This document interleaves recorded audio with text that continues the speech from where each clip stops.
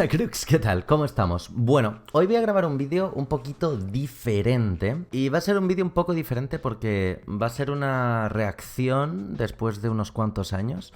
Esto creo, si mal no me equivoco, que fue grabado en 2016, cuando uno de mis exalumnos, Nacho y Gaby, pues montaron un podcast, en principio, para hablar sobre desarrollo web. Lo que quiero hacer es un poco la reacción a esas respuestas, ¿de acuerdo? Entonces voy a sacar los extractos de mi respuesta, os voy a poner en principio cuál era la pregunta, y es un programa bastante larguete.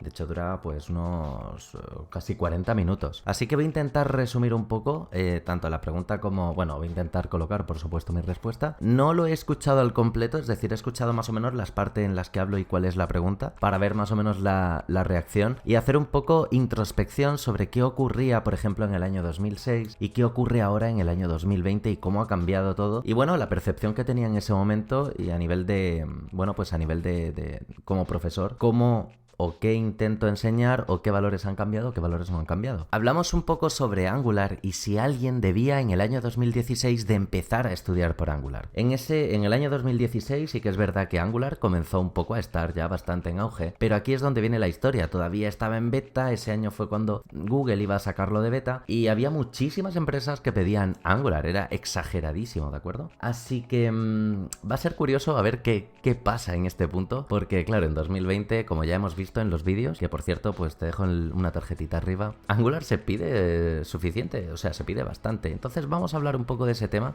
a ver qué tal esto. No, creo que, mira, bajo mi punto de vista si alguien, bueno, si alguien piensa, es que Angular, todo hay que tenerlo en cuenta. Lo primero que hay que saber, hay mucha gente, por ejemplo, que se mete directamente a WordPress, ha pasado en estos años, ¿no? Dando clase. Hay gente que, no, es que con WordPress he tocado código y después vienen a un curso para para especializarse un.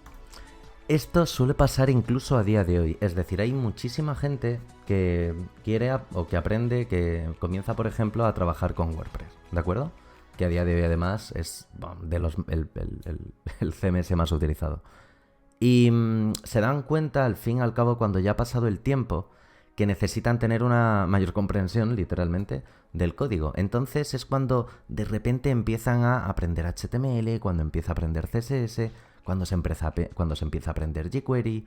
Entonces, por aquí van a ir los temas. Y ojo, porque esto sigue ocurriendo en el año Un 2020. poco para conocer bien el código de lo que hacen. Controlan muy bien WordPress, pero no saben hacer páginas web. Es como si te compras una mesa de IKEA y después. De hecho, este ejemplo lo puse hace relativamente poco, creo que fue hace unos días que me preguntó un alumno y me dijo, bueno Edu, pero ¿y no es mejor aprender directamente tal? Y dije justo esto, de hecho no me acordaba, no tenía ni idea de que ese ejemplo ya lo había puesto hace 4 o 5 años, me parece brutal. Pues te vas a un curso para aprender cómo se atornilla, ¿no? Cómo se lija una madera. Es lo mismo. Entonces, el IKEA está muy bien, el poder montártelo todo en WordPress está muy bien, pero después te das cuenta que en este mundo necesitas conocer el porqué de las cosas, el cómo se comienza algo, cómo se comienza a trabajar, por qué esto es así, qué es el abre y cierre. Esto es muy curioso porque a día de hoy, claro, ahora el mundo del desarrollo web no está tan cerrado, entre comillas, como en aquel entonces. En aquel entonces todo era bastante sencillo. De hecho, la entrevista está un poquito más enfocada a las agencias de publicidad, como veremos un poquito más adelante. Pero a día de hoy el mundo web es es bastante más abierto. Tenemos los tenemos frameworks de PHP, tenemos gestores como CMS, tenemos TypeScript, tenemos ECMAScript, tenemos ya no solo JavaScript, sino jQuery, Bootstrap, Modernizer. Y en esa época sí que es verdad que existían los frameworks, pero no se utilizaban o no era tan bestia en las ofertas de curro, es decir, no era tan brutalmente demandado. Entonces es bastante curioso por esto. Voy a volver a ponerlo un segundito. Necesitas conocer el porqué de las cosas, el cómo se comienza algo, cómo se comienza a trabajar, por qué esto es así, qué es el abre y cierro, ¿no? Que hable de HTML. Entonces, si tuviera que ser práctico, lo primero que diría es, tienes que conocer la base. Y la base, en un principio, es HTML, CSS y JavaScript. Y es que a día de hoy una de las primeras cosas que yo intento siempre en los cursos es comprender qué se está haciendo. Sobre todo en JavaScript, ya que JavaScript es bastante más abstracto o necesita un pensamiento bastante más abstracto y es comprender exactamente cómo funciona algo, cómo se define una clase en ECMAScript, qué es una función, qué es una variable, y a día de hoy se ve reflejado de hecho en el temario como suelo normalmente impartir las clases, o eso creo, pero en principio parece que sí. A partir de ahí, como entiendo que JavaScript es un HTML y CSS son más básicos, son más sencillitos, pero entiendo que JavaScript es algo que es bastante más complejo porque tienes que pensar. Yo tiraría más por un framework como por ejemplo jQuery. En el año 2016, jQuery estaba hiper en alza, o sea, era una auténtica burrada la cantidad de jQuery que había. Y aunque había muchísima gente que aprendía jQuery, de hecho a día de hoy lo sigo diciendo en el máster, lo ideal no es solo, no es aprender jQuery, aprende la base. Y de hecho sigo diciendo exactamente lo mismo. Es decir, jQuery está muy bien, es una herramienta que tiene una alta demanda, es una herramienta que nos ahorra mucho trabajo, pero lo ideal es que aprendas JavaScript nativo. Y lo decía en el año 2016 y lo digo ahora, cosa que me parece bastante curiosa. A partir de ahí, como entiendo que JavaScript es un HTML y CSS son más básicos, son más sencillitos, pero entiendo que JavaScript es algo que es bastante más complejo porque tienes que pensar.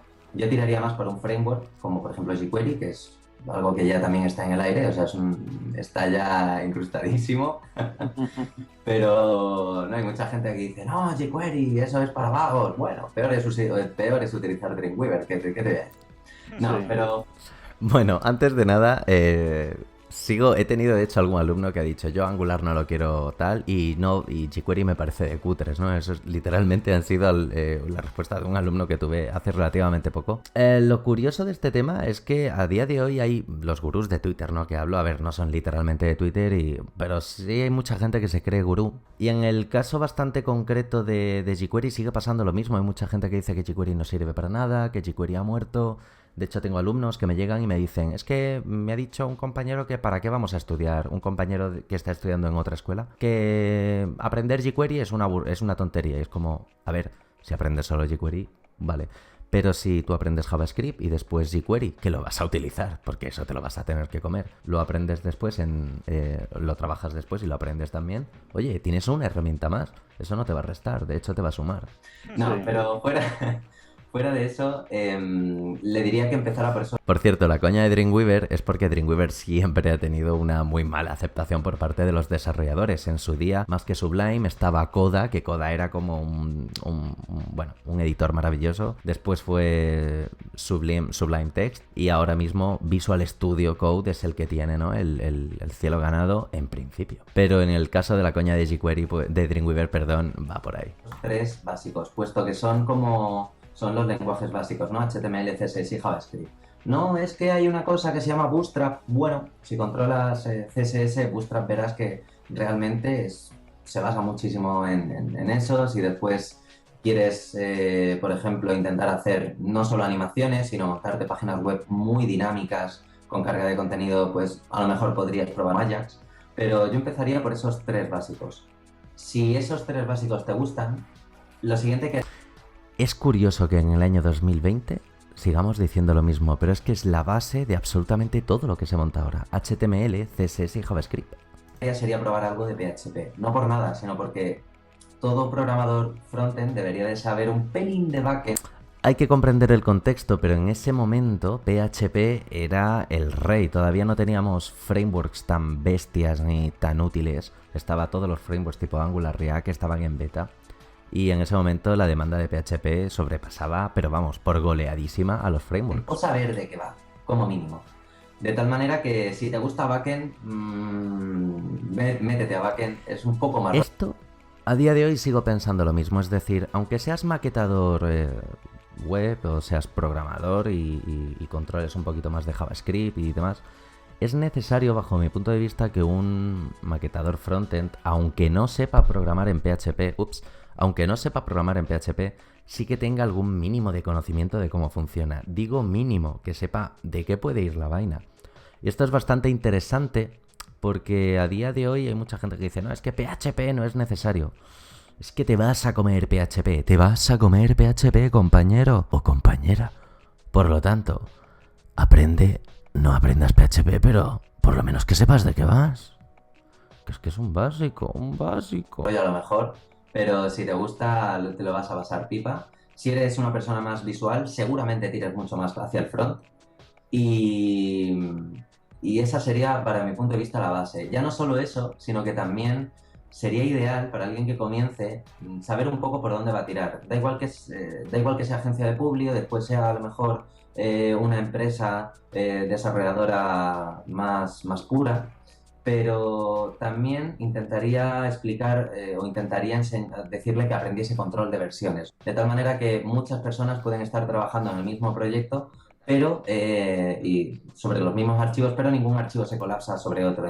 Y esto a día de hoy es una realidad. En 2016 Git y control de versiones no se pedía tanto, pero a día de hoy es un plus y en muchas empresas es un tienes que tenerlo, un must have. Entonces, por ejemplo, es un método de trabajo muy útil. A partir de ahí también hay otras herramientas de preprocesado, ¿no? Que son LES y SAS, súper útiles también a nivel de CSS.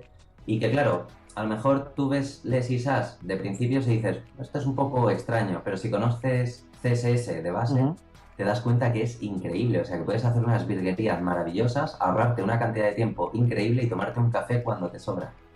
Yo creo que Nacho es un fan de SAS, ¿no? Sí. Sí, la verdad que me encanta. Yo, además, precisamente, eso que has dicho de... Esto también es bastante curioso porque precisamente a día de hoy, por ejemplo, en el máster en el que imparto, intento enseñar las nociones de SAS y de cómo funciona, pero siempre es casi a la mitad, casi mitad, tercio del curso, precisamente porque lo que esfuerzo es a que se sepa bien maquetar en CSS. Y cuando ya has aprendido a maquetar en CSS y te has pegado 10 webs en CSS, empiezas a ver SAS y dices, joder, es que me lo podías haber contado antes. Y es un poco la reacción final, ¿no? de los alumnos, por regla general. De que el front debe conocer un poquito del back, igual que el back yo opino que debería conocer cómo funciona un poco el front. Es un poco de hacer sinergia. El otro día precisamente... Vale, y la última, en este caso, creo que... La pregunta es, ¿cómo crees que cambiará la web de aquí a 5 años? Y es muy curioso la respuesta que doy, es bastante curiosa, ¿eh? No han pasado los 5 años, pero están cerca. Y ojito, atentos, creo que es el 3840. Creo que es más o menos aquí, 3840. Por aquí, aprox, más o menos. A ver, aquí sinceramente hay sentimientos encontrados. Por ejemplo, justo ahora venía de un... Bueno, sobre todo en esta parte, voy a pasar como la primera parte porque es más rollo. Vengo de un Apple Store y aquí me han contado un poco cómo funciona el flujo de trabajo en una empresa para pasar de un Mac a un iPad, a un iPhone, etc, etc. Y mi respuesta... Y aplicándolo a a las páginas web, la verdad que es bastante difícil. O sea, creo que ahora hay un nivel, o sea, está muy igualado el tema de aplicaciones por una parte y el tema de páginas web por otra. Me explico. En el año 2007, cuando se lanzó el primer iPhone y después HTML5 con bandera, todo HTML5, HTML5 es la hostia. A día de hoy HTML5 están trabajando en el 5.1, también estaban trabajando un poco en la versión 6. Y curiosamente, cuando en el año 2010 se decía, no, en un futuro no habrá aplicaciones, todos serán páginas web que se adapten. Y a día de hoy no. A día de hoy esto es un poco verdad a medias. ¿Cómo pronostico esto? Pues yo pensaría que los dos, o sea, tanto las aplicaciones como las páginas web, se convertirán en una sola cosa. Creo que de hecho todo el mundo dice, no, todos serán aplicaciones. Y hay gente que dice, no, todos serán páginas web. Entonces yo, que soy muy salomónico, creo que todo confluirá a hacer lo mismo. O sea, habrá un momento en el que no sea ni una página web ni una aplicación. Se llamará, no lo sé, X, como sea. Y todo será igual. Dentro de 5 años te llamaremos para refrendarlo. Nunca me ha gustado hacer de gurú, de ahí mi odio hacia los gurús de Twitter, porque ya sabemos que Twitter es horrible.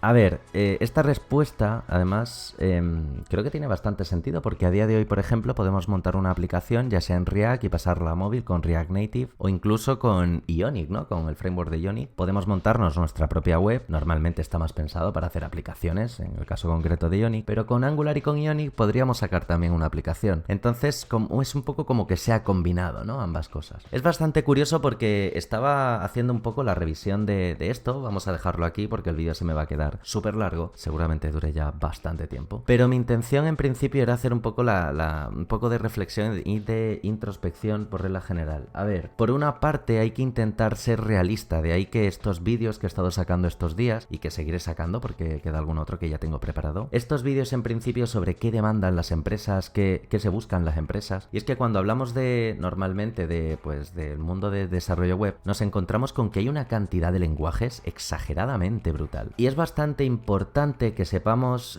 definir qué es, por una parte, lo que se pide y qué es, por otra parte, lo que está en tendencia. Entonces hay que aprender lo que se demanda, lo que se pide, lo que las empresas piden. Y por otra parte, hay que estar al tanto de las tendencias, porque eso también va a influir después en lo que van a demandar ciertas empresas. En el año 2016, por ejemplo, había empresas de producción, pero sí que es de producción de aplicaciones y demás. Pero sí que es verdad que a día de hoy hay unas cuantas. De hecho, hay muchas agencias de publi que se están dedicando o que tienen clientes o marcas que le están pidiendo aplicaciones, y de ahí que muchas agencias de publi también estén pidiendo frameworks como Angular o React. Además, también tened en cuenta que de las tres piezas básicas que se suelen trabajar en una campaña de marketing, como podrían ser a nivel digital, como podrían ser banners, landing y newsletters, pues en el caso de las landing o los microsites también se tienden a hacer cada vez más, tanto con React como con AngularJS. Por lo tanto, tanto con React como con AngularJS. Por lo tanto, es bastante curioso, ¿no?, cómo ha cambiado esto.